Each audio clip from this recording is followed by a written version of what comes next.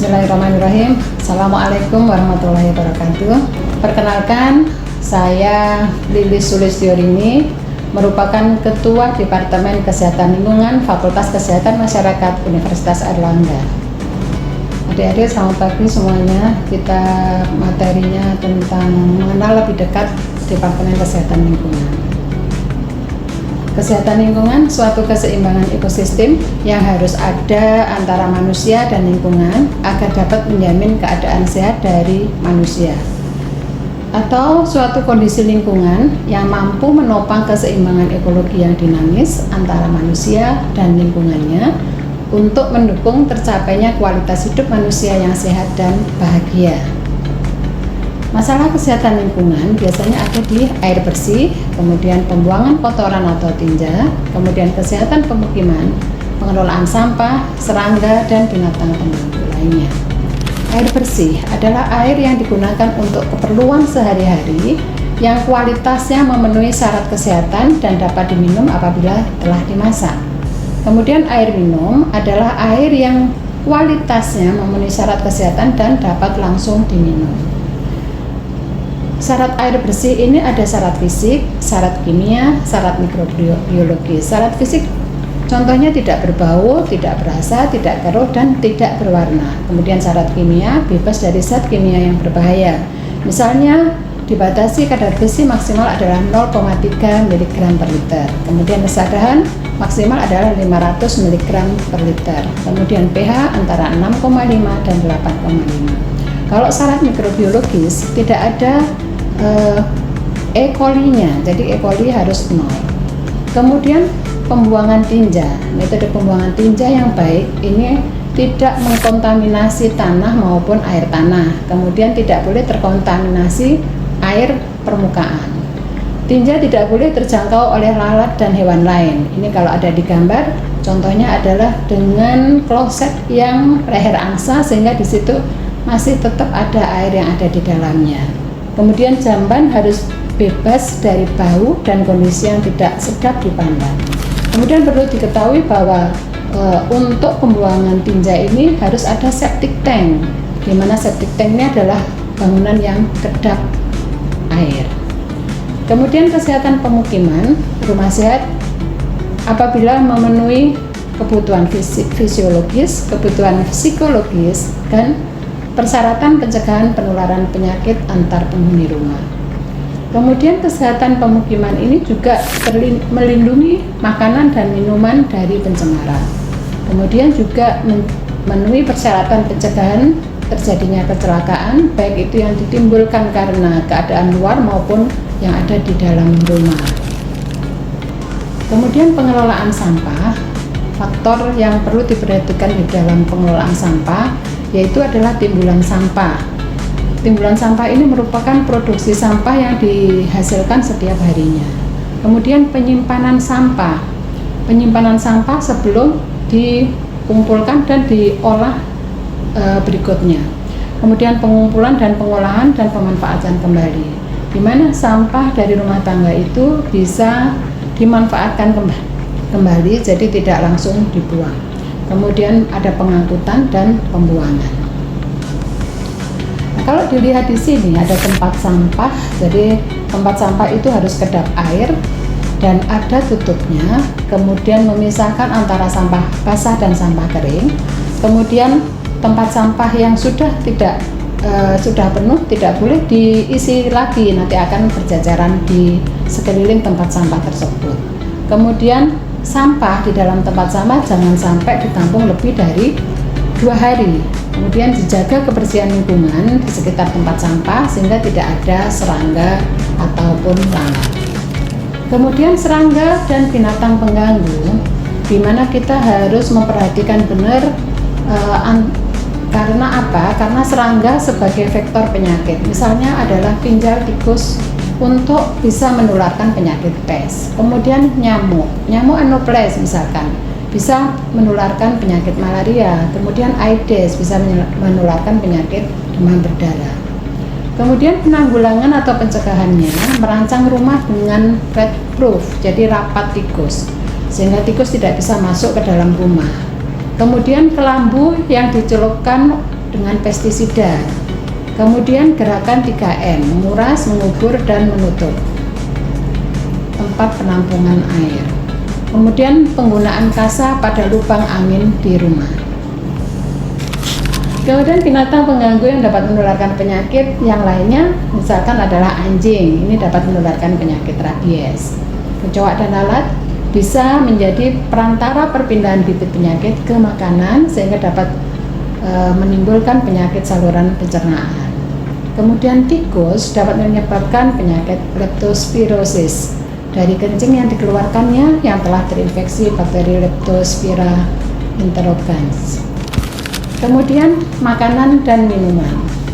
Sanitasi makanan dan minuman ini contohnya perlu diperhatikan di restoran, di rumah makan, jasa boga, dan makanan jajanan serta mungkin di dalam rumah sendiri perlu diperhatikan sanitasi makanannya.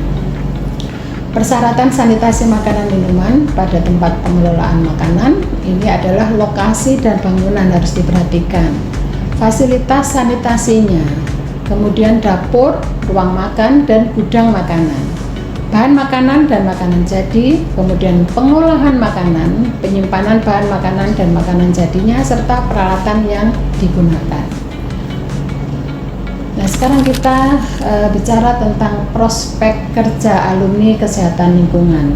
Bisa di industri, bisa sebagai akademisi, bisa di LSM, di konsultan, organisasi internasional, contohnya WHO, kemudian WVI, kemudian di dinas kesehatan, sebagai sanitarian, di rumah sakit juga.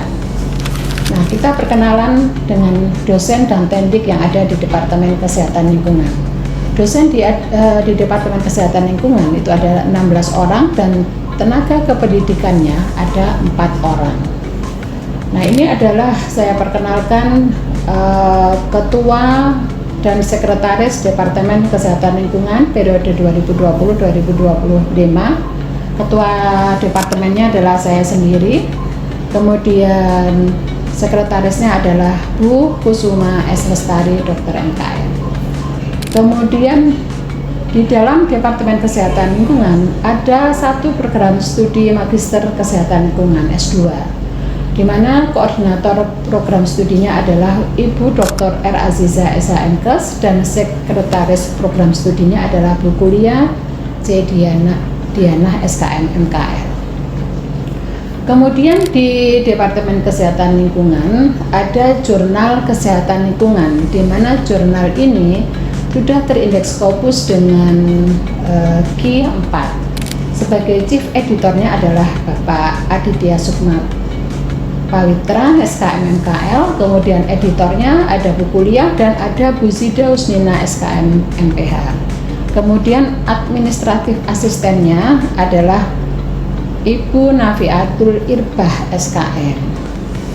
Kemudian ada Laboratorium Kesehatan Lingkungan, di situ kepala laboratoriumnya adalah Pak Aditya dan laborannya adalah Pak Jimmy J. Santosa. Di mana beliau ini, Pak Jimmy ini di samping laborannya di Laboratorium Kesling juga di Laboratorium K3. Kemudian ada 3 profesor yang lain di Departemen Kesehatan Lingkungan, yaitu Prof. Dr. Riri Yudastuti, ada Prof. Sujayati Keman, dan ada Prof. Dr. Haji Mukono. Kemudian dosen lainnya yaitu ada Bapak Dr. Sudarmaji, ada Ibu Dr. Retno Adriani, ada Ibu Dr. Kori Indria, dan Bapak Dr. Farid Dunyati Lusno. Kemudian ada Ibu Dr. Ratna Dwi Puji Astuti, ada Ibu Ratnaning Wardani SKM MKL, dan ada Ibu Novi Dian Arfiani SKM MKL. Kemudian di Sekretariat Departemen Kesling ada Bapak Agus Siswanto, dan di Magister Kesehatan Lingkungan ada Ibu Ina Nurdiana SKM. Kegiatan yang ada di Departemen Kesling mencakup kegiatan penelitian. Ini ada penelitian yang ada di Jawa, ada juga di luar Jawa, ada juga tahun ini bekerja sama dengan luar negeri. Ketuanya Ibu Dr. Aziza. Kemudian ada kegiatan Pengmas. Kegiatan Pengmas kita juga ada Pengmas lokal, ada Pengmas regional maupun Pengmas nasional.